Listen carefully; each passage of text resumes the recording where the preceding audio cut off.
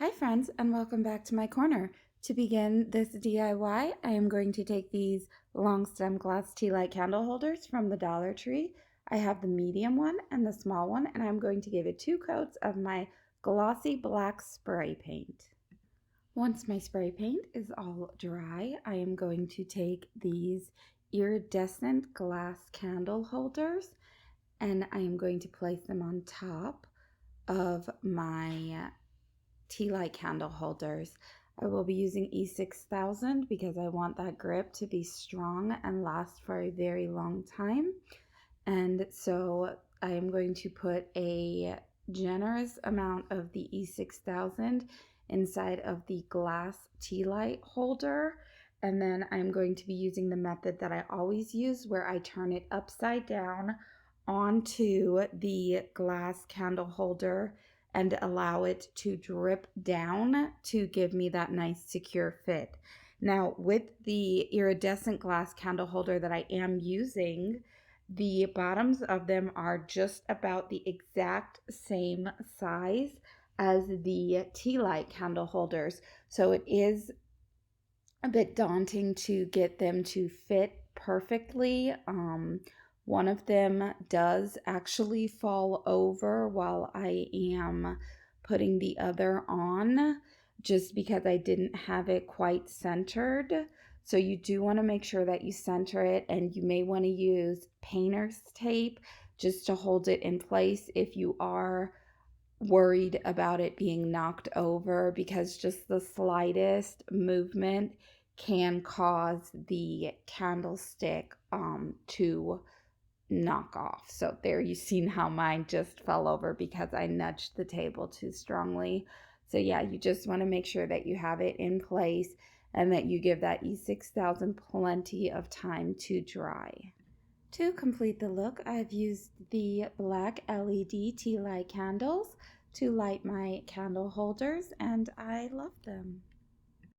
To begin my next DIY, I will be using these glass candle holders that I purchased at my Dollar Tree last year. They do have that nice iridescent shine that the last candle holders had, so I thought they would match perfectly on my table. To begin, I will be taking some floral foam and I will be cutting it to fit inside of each of the glass candle holders.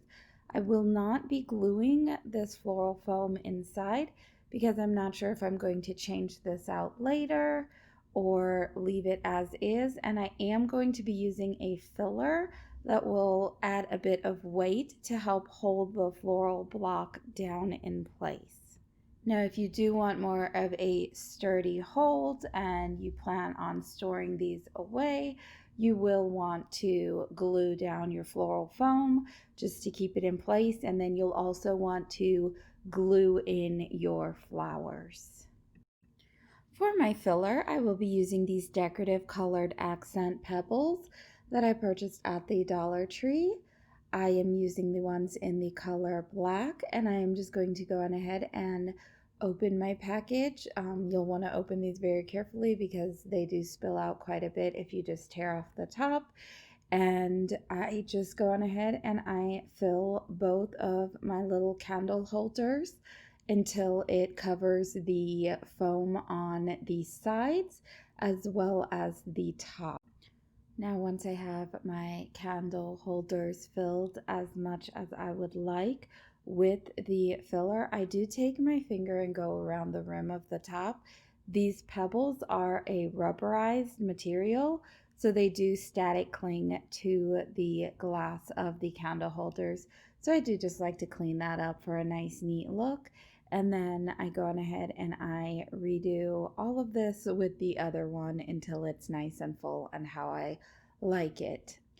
Once I have finished putting in my filler and cleaning up my vase or candle holder, I go on ahead and get my flowers prepared. Now, I purchased these flowers. They are the purple roses from my Dollar Tree. I purchased these last year, and I did notice that this year the purple roses are quite a bit more vibrant. They are a brighter purple, while this is a very dark purple which is the color that I'm going for. So I was a bit disappointed that I could not pick up any more of these darker purple roses, but I did have this stem, so I'm just splitting between the two vases that I've made. So it gives it two purple roses per vase. And then I am also using the black roses, and I do use a stem per vase. So that's four, I believe it's 4 or 5 of the black roses that will be used. And then I just go on ahead and I pop them into the floral foam and arrange them in a way that I like. And that is all. It is the easiest, simplest DIY, and it turns out quite beautifully. For my next DIY, which I have to say is my favorite DIY, I'm going to take these glass taper candle holders. I have 2 of them, and I am going to spray paint one with my gloss black spray paint, and the other one I will be spraying with my metallic silver spray paint. And I will be spraying 3 coats. While my candle holders are drying, I am going to prepare my cup. I purchased this at the Dollar Tree, and I am just removing the lid. I am going to keep the straw for my daughter, and I am going to try to remove the label. These labels do stick very good to the bottom of these cups, and because the cup is plastic, I cannot use acetone to remove the stickiness. So I am just peeling away as much of that label as I can, and then I am going to use my wood burning tool to remove the screw top from the cup. Now, the top of this is a very thick plastic, so I'm not sure if scissors would be able to cut through.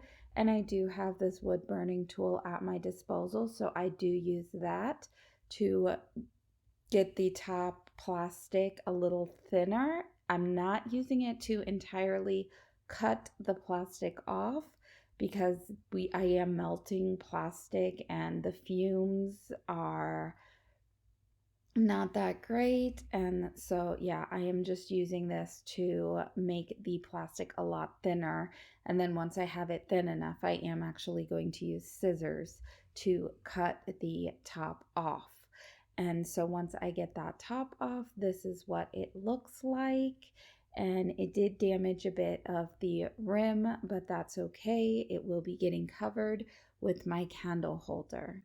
So now I am going to take some E6000 and I am going to be attaching the candle holder that I've spray painted with the gloss black to the bottom, so the black portion of the skull. And I am just going to center it as much as I can. Now, the bottom of the cup does dip in, and so it is difficult to hold that in place. So I am actually going to take my hot glue and I am just going around the area of the cup that dips in. So I am not applying any hot glue to the sides of the bottom of the cup, just the area where it is dipping in. And then I am just holding it in place, getting rid of some glue strings and making sure it's nice and neat and clean. And so this is what the bottom looks like. And as you can see, I just put that hot glue where the cup dips in and not along the sides. So then once I have that completed and it's dried, granted the E6000 will take 24 hours, but the hot glue keeps it in place so that I can work on the top.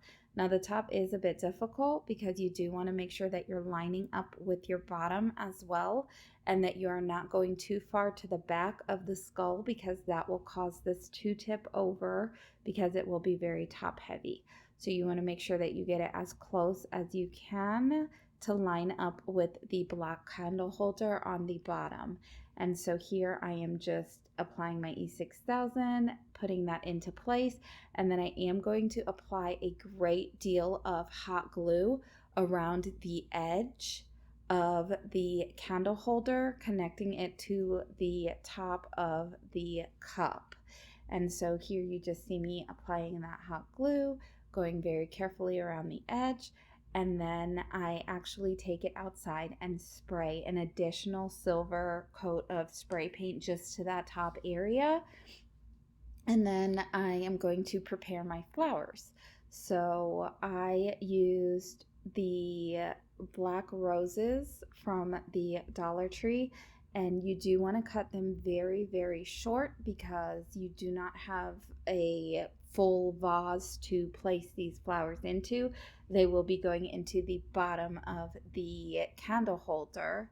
So here I have cut them all short, and then I am bending them as close as possible to the flower. And you can see here it is about a 90-degree angle because I do want the flowers to overhang quite a bit. And so here I am just going to glue one flower to each of the grooves in the bottom of the candle holder. And I am skipping grooves when I am hot gluing them into place, just because if I go each groove at a time, the flowers are going to push each other out of the way before the hot glue is able to dry. So this way I'm able to put these down, hold them into place, and then go on ahead and glue the next flower. And so now I am just gluing the in-between flowers and holding them into place. And you do want to take your time if you are recreating this, because the flowers do take a bit of time to hot glue into place, and you are also hot gluing onto glass that has been spray painted, so you don't want it to just pick up off of the spray paint. So here I'm just taking my time applying my flowers, making sure that I like the arrangement. And then once I do have them nice and secure and glued into place, I am going to take this bunch of flowers that I purchased. This is one stem that I purchased at Michael's. I believe it was last year when they were on sale, and I am just applying a generous amount of hot glue and then holding that into place until it is dry and secure, and then I am all done. And again, this is my favorite piece, and so this is what it looks like all done. And as usual, I do make two of everything just because I like the symmetry, especially sitting on my dining room table. So this is what she looks like all nice and done, and I'm just very happy with it, and it is, like I said, my favorite of this video. So for my next DIY, I will be using these tombstones that I purchased at Target's Bullseye Playground last year. They were on a garland. It was just the 3 chalkboard tombstones attached with some nautical rope that had some knots in between. So I am just going to begin by removing those labels, and I will not be too concerned with the stickiness because I will be covering these. Once I have the labels removed, I'm going to trace my tombstone onto some decorative paper that I chose to go along with the color scheme of my tablescape.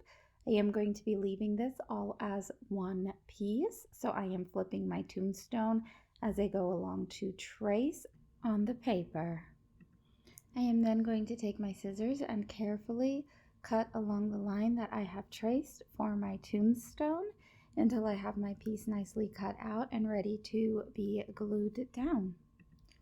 To glue my paper down to my tombstone, I will be putting down a piece of just plain scrap paper, and I will be using my matte finish Mod Podge. I will be applying this with a foam brush directly to the scrap paper as well as to the chalkboard tombstone. And then I am just going to continue to go around and wrap the paper, making sure to go back and crease the edges really nice and tight so that they are as close and there is no gap. And so once it is complete, this is what my tombstone will look like.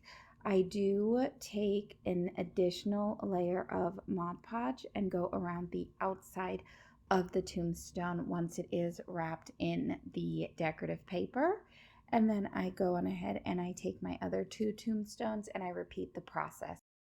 So once my Mod Podge has dried nicely, I take my nail file and I sand down the edges of my tombstones just to give it a nice clean finish. The edges do tend to bubble a bit, so I like to take away that bubble that's there.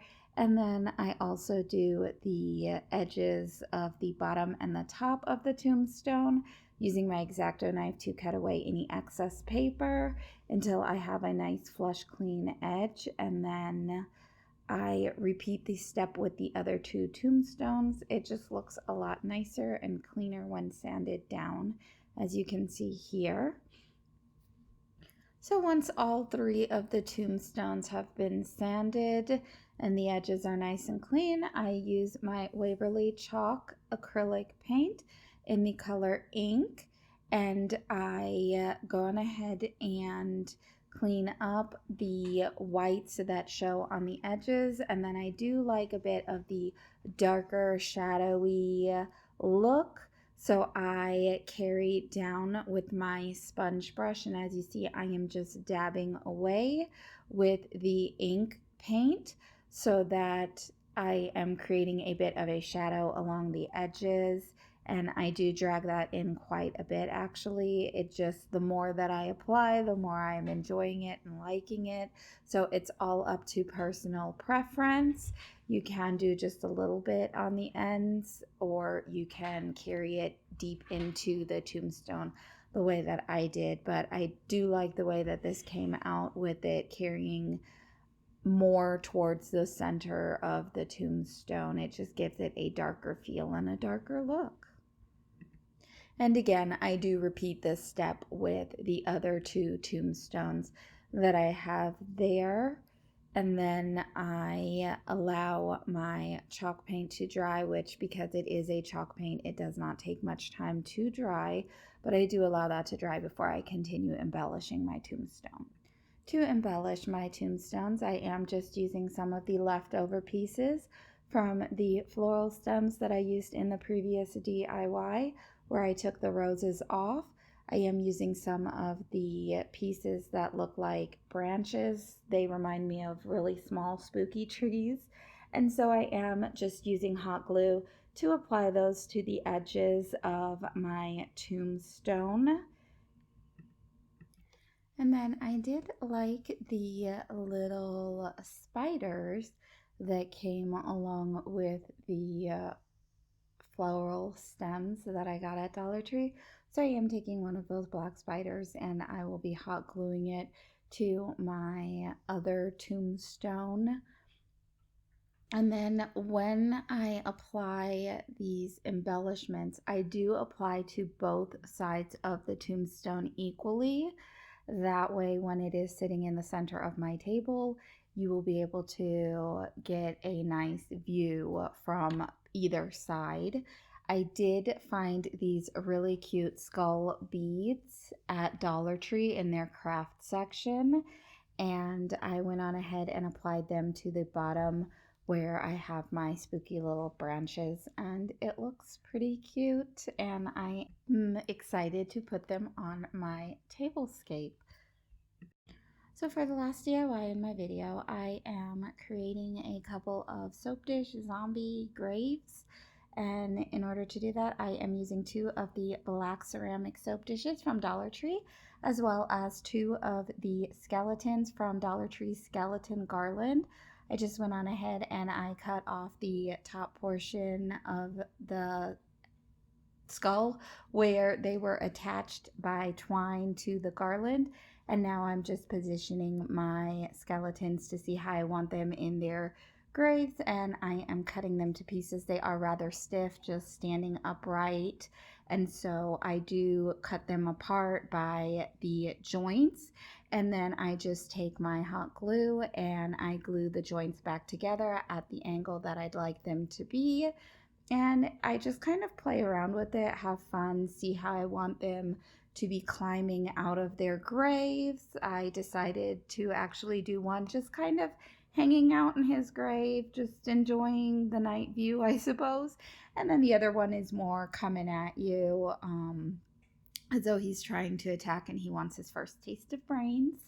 And so, yeah, I played around and figured out how I wanted my zombies to go. until I like the configuration. And as you see, I even, for this one, this is the one that's sort of coming out at you. I do chop off his head so that I can put it back on directly. These skeletons are a bit strange because it seems as though the spinal cord itself, or the spine, is going along the back of the rib cage. So they already have a bit of an inconsistency with an actual skeleton, but it's still, I think they turned out really cute and adorable, and I really enjoyed just playing around with them and working them to my soap dish. So while I continue to play around and position my skeletons, I did just want to say, if you did enjoy this video and you liked my DIYs and you want to see more of my DIYs, please, please, please hit that subscribe button, and then also hit the bell icon so that you can be notified whenever I do upload another video. Also, hit that like button to let me know you enjoyed this video if you did.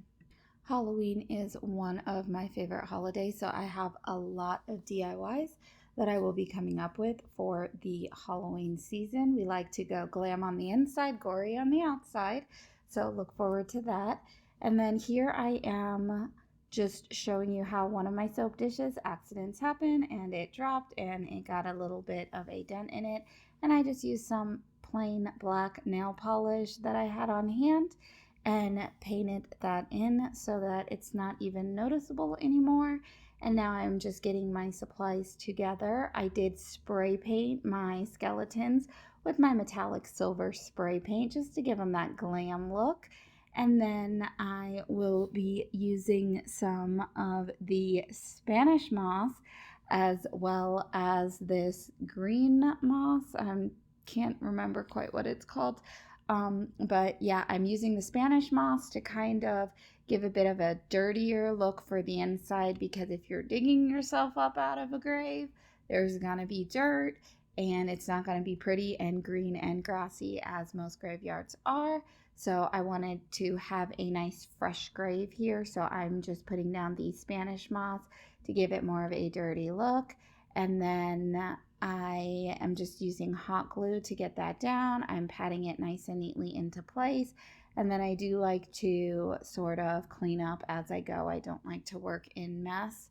So you do see me sweeping aside a lot of this. It makes quite a bit of a mess. And then I use the green moss actually just to go around the edges, because even if it is a fresher grave, the grass along the edge of the grave is going to be nice and green and lush. And so I'm just giving that effect there on the edges. And again, just using hot glue, pressing it down into place. I do have my hot glue gun set on a low setting so that when I do press it into place, I don't need to worry too much about burning my fingers. I'm not really that concerned with burning my fingers when using this hot glue gun, because I do usually have it on a very low setting. And then this is the one project that you don't have to worry about the little hot glue strands, because it just kind of adds a spider web look to your graveyard. And then once I have all of my moss put in place where I like it, I go on ahead and I add in my little zombie skeletons coming out of the grave. And then wherever I feel like I need to add a little bit more, I do add a bit more of that Spanish moss just to kind of get it going around the skeleton and to make it look as though it is coming up out of the moss. And here you see, this is the one that I have just kind of chilling, just hanging out, enjoying the night view. And then my other one here, is the one that's kind of coming out, and he's hungry and he wants his brains, so he's reaching for them. But yeah, I just continue the same process that I did on the first one, where I put the green moss around the Spanish moss and just press it into place. Now, because I do really like this DIY and I love how these came out, I might come back later and just kind of secure even more so, just because the Spanish moss and the other moss, it does kind of flake off. And so here I'm just gluing the skeleton into place where I like him. And I gotta say, this one is my favorite. It's just, I don't know, he's just sort of like reaching out there and I love it. You'll have to let me know in the comments down below which of the two are your favorites. But here I am going to be working on their tombstone. So I actually grabbed 2 of these packs of tombstones from Target's Bullseye Playground just because I really liked them. And so I chose the 2 that I wanted to use for this. And here you see I am just removing the little hooks. They do have hooks so you can hang them up on the wall. And so I removed that, and then I went on ahead and used my nail file to file down where the screws had sort of lifted up. And then I just take my decorative paper and I trace around my tombstone. Now, these tombstones will be double-sided because they will be going on my table. So I want a nice clean look from both sides. And so here I'm just taking my Waverly chalk acrylic paint in the color ink, and I am carefully painting this one because I did want to keep the small gray line that went around the outer edge of this tombstone. I wanted to keep that intact. I did like the look of it. And so I just carefully with my paintbrush paint around it until it is nice and covered and full. And then I do the same with the other. You can see here where it's showing the gray, the light gray edging around. Now for the other one, I just go full on and paint the entire thing. The edging on that one, there were words on it, so the words sort of cut into the edging, so it made a distinct line, and so I wanted to cover that. And then now here I am just taking my paper and I am going to cut where I drew my lines, where I marked it, so that it would fit on to my tombstones. And so this is a nice decorative holographic paper that I got from a small booklet of different decorative papers. I believe I purchased it at Michael's. I usually purchase my decorative paper at Michael's in the little books when they go on sale. And now here I took the additional little branches from the floral stems that I used earlier on in the video, and I am just cutting those down to really small pieces because I wanted to make a really nice wreath to go around this paper skull that I got from another pad. That pad was like small cutouts and stuff that you just pop out and you can use. And so here I am using Mod Podge. I'm just pouring it directly onto my tombstone and using my fingers to go on ahead and spread that in. And then I do have a bottle of water and a mister, and I spray that onto the back of the paper, and then I press the paper down. Now I am very careful not to get any of the Mod Podge onto the back of the paper, or well, the front of the paper, because it is a holographic paper, and so with the matte Mod Podge, it will show up and it will take away some of that sheen. And now here you see I have too much Mod Podge on the back of this one, so I am just using the little bit of leftover for those 2 circles that I know I'm going to need to Mod Podge on. And so again, just misting it with the water so that I don't have any bubbles, and then pressing it down nice and firmly.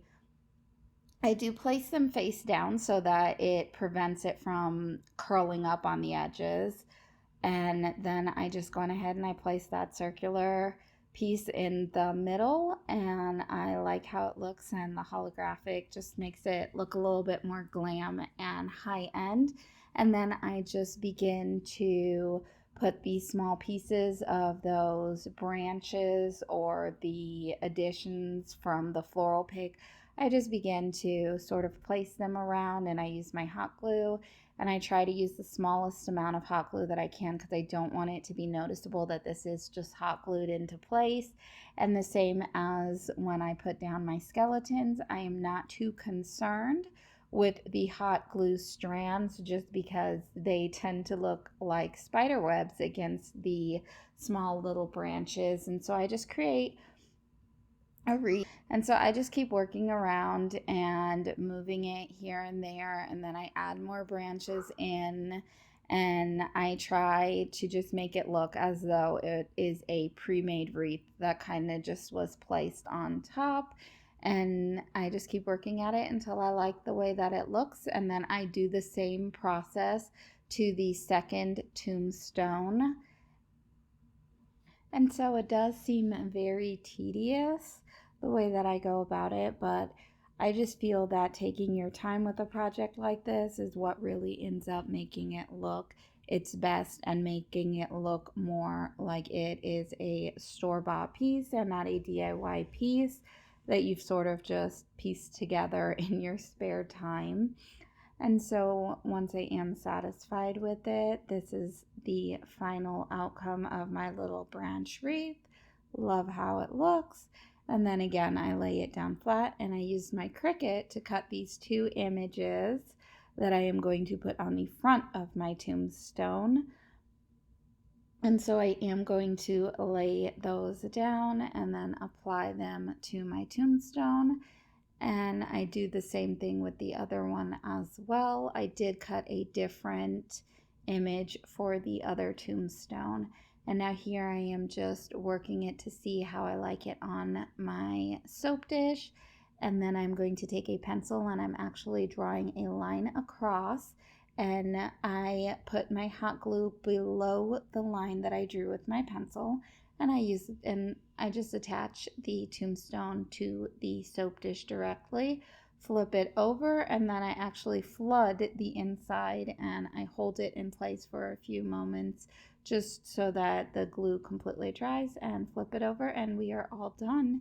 And then these are how they turned out, and I just love them. They look so cute, and I am just very pleased with the outcome. I had a vision in my mind when I started this DIY, and this just far exceeded it. And I love when a project turns out that way.